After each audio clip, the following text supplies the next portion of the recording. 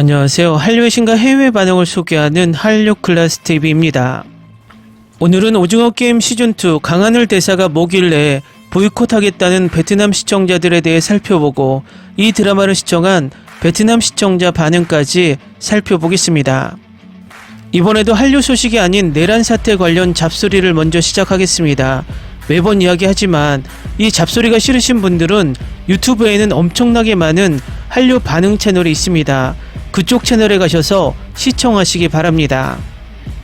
그런데 정말 제가 가장 이해가 되지 않는 부분은 내란 수계에 내란이 성공했다면 가장 먼저 한류가 망했을 것이고 아직도 이 독재 야욕이 끝나지 않았고 내란이 진행 중인데 일부 한류를 사랑하는 시청자들이 이 내란 사태를 정치 이야기로 치부하고 또 한류를 다루는 국뽕 유튜버들이 입 닫고 있다는 자체가 그들이 진짜 우리나라 국민인지 의심이 갑니다.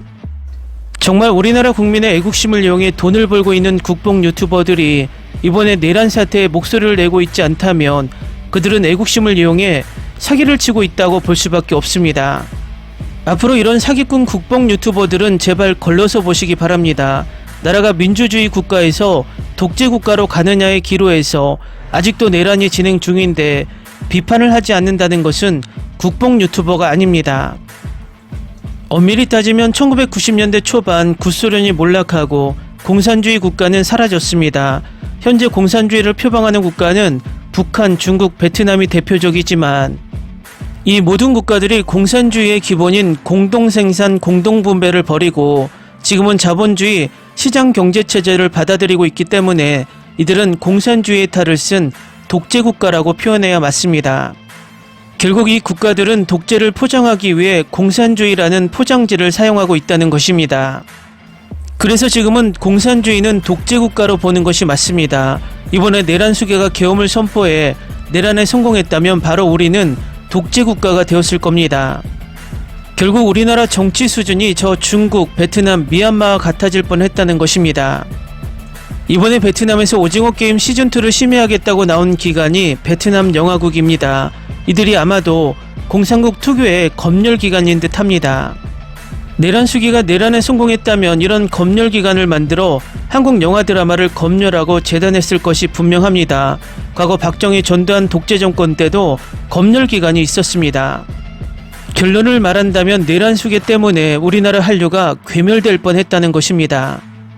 각설하고 베트남 보이콧 이야기를 하자면 지난 자그나 시들 때와 마찬가지로 베트남 전쟁 이야기를 다룬 부분의 대사에서 비롯됐습니다. 자그나 시들 때는 베트남 넷플릭스에서 삭제되었는데 그 부분을 제가 영상으로 다루었더니 많은 베트남인들이 들어와서 댓글로 항의하기도 했습니다. 그런데 재밌는 것이 그 당시 자그나 시들이 베트남 넷플릭스 1위를 달리다 삭제되자 바로 이한이 주연의 원더우먼이 1위에 올랐다는 것입니다. 지금 베트남 넷플릭스 순위에서 1위가 오징어 게임 시즌2, 2위가 지금 거신 전하는입니다. 이번에도 만약 삭제된다면 2위인 K드라마가 1위로 오를 것으로 보입니다.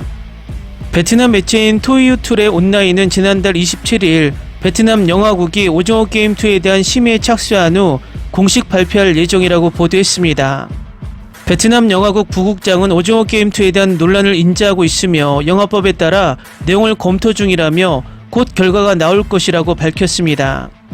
현지에서 논란이 된 장면은 2대 독자인 강대성이 해병대로 군복무를 했다고 밝히는 부분입니다. 그렇게 귀한 아들을 해병대를 보냈냐는 박정배의 말에 강대성은 아버지가 월남전 참전용사라고 답합니다. 이에 박정배는 아버지가 대단하신 분이네라며 치켜 세웠습니다. 이 장면을 본 베트남 네티즌들은 더 이상 이 시리즈를 보면 안 된다. 베트남의 아픈 상처를 건드리다니 보이콧해야 한다.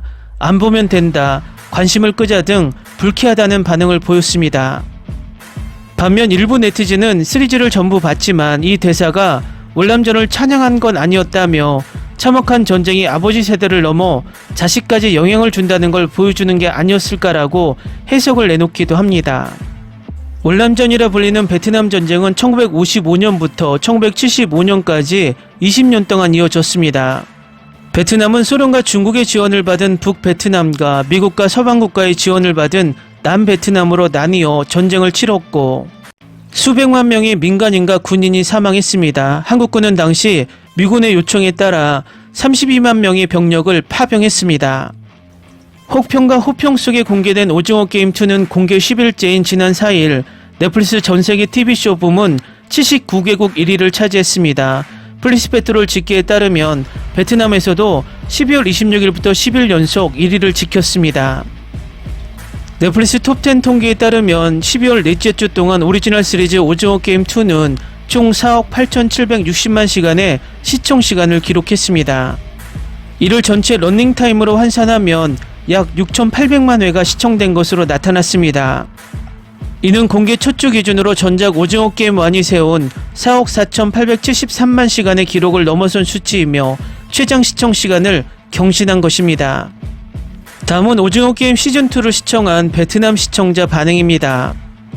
개인적으로 나는 영화에 대한 많은 점에 동의하고 동의하지 않습니다. 많은 캐릭터들의 무게가 전편과 같지 않고 상당히 가벼운 것이 사실입니다. 파트 1의 출연진을 연상시키기 위해 추가하는 것을 좋아하는 사람들도 있습니다. 하지만 존재하지 않는 몇몇 캐릭터를 제외하고는 괜찮습니다. 오징어 게임 2는 기훈의 이미지를 아주 잘 구축한 것 같다. 기훈은 정말 똑똑하지도 강하지도 않다. 그에게는 456억 원이라는 숫자에 도달할 수 있는 길을 닦는 사람이 많았기 때문에 운이 좋았다. 나만의 캐릭터를 구축하는 방식은 꽤 현실적이고 합리적이다. 기본적으로 주인공은 평범한 사람이기 때문에 특별한 전략은 없고 그냥 자신의 생각과 감정을 따라가는 역할을 합니다. 파트 2는 파트 1보다 훨씬 낫습니다. 특히 처음 3게임 동안 프론트맨 001의 등장이 그렇습니다. 001은 게임 보스임에도 불구하고 대부분 매우 태평한 척하는 듯한 느낌을 받습니다. 이 드라마를 보면서 모자 캐릭터와 트랜스젠더 캐릭터가 죽지 않았으면 좋겠다. 나 같은 사람이 또 있을까? 그런데 할머니가 전화할 때마다 바로 엄마 생각이 난다. 오징어 게임 시즌2는 정말 훌륭합니다. 시즌1보다 더 좋은 점도 있지만 물론 더 나쁜 점도 있습니다. 전반적으로 두 시즌의 오징어 게임 시리즈는 매우 볼가치가 있습니다. 시즌2는 불리한 점이 너무 많습니다. 먼저 기훈은 시즌1에서 게임에 승리하기 위해 지성, 교활함, 행운, 심지어 잔인해질 뻔한 상황까지 동원해야 했습니다. 기훈은 똑똑한 캐릭터, 심지어 멍청한 캐릭터로 만들어진 적이 없으며 그의 승리는 대부분 운에 따릅니다. 따라서 그러한 감정적인 결정을 내리는 것이 반드시 결함은 아닙니다. 개인적으로는 2부도 여전히 좋다고 생각합니다. 그래도 매회가 기대됩니다. 너무 좋아요. 드라마 너무 좋아요. 드라마 제작을 비판하다 보니 정치적인 견해는 없고 대중의 흐름만 따라가는 모습이 점점 더 많이 보입니다. 지난해에서 주인공의 혼란스러운 결정을 제외하고는 모든 것이 매우 괜찮았다고 생각합니다. 드라마는 여전히 볼 가치가 있습니다. 한국 군인에 대한 대화를 제외하고 빵과 복권을 나눠주는 부분은 참 좋고 의미가 깊습니다. 시즌1이든 시즌2든 이 드라마는 지금까지 제작된 일본과 미국의 서바이벌 드라마에 비해 열등하다. 장점은 드라마를 잘 홍보하는 능력이다. 한국 사람들은 드라마를 만들기 위해 많은 돈과 시간, 노력을 쏟습니다. 한국이 즉시 모든 장병들에게 머리를 숙이고 사과할 것을 제안합니다. 처음에는 오징어 게임 1을 보는 줄 알았는데 몇 화를 보고 나니 갑자기 존윅이 되었네요.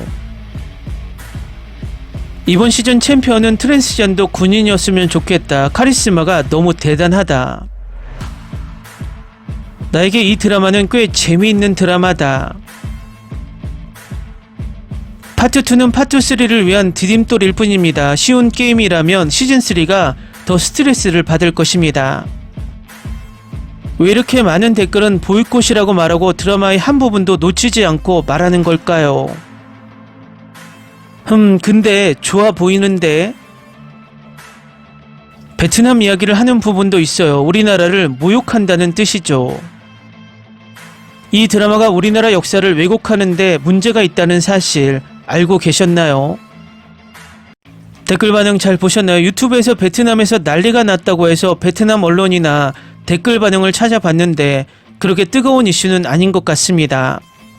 지금도 베트남에서 1위를 달리고 있는 것을 보니 영향은 없는 듯합니다. 대사도 크게 자극적이지 않고 그냥 베트남 전쟁에 참전했다, 용감한 분이신 애가 다이기 때문에 딱히 꼬투리 잡힐 부분이 없습니다.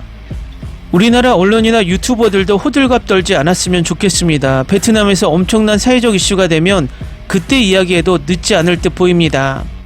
아무쪼록 내란숙이와 그 잔당들이 빨리 체포되어서 베트남 같은 공산주의 탈을 쓴 독재, 내란숙이가 꿈꾸는 민주주의 탈을 쓴 독재 국가가 되지 않기를 바랍니다.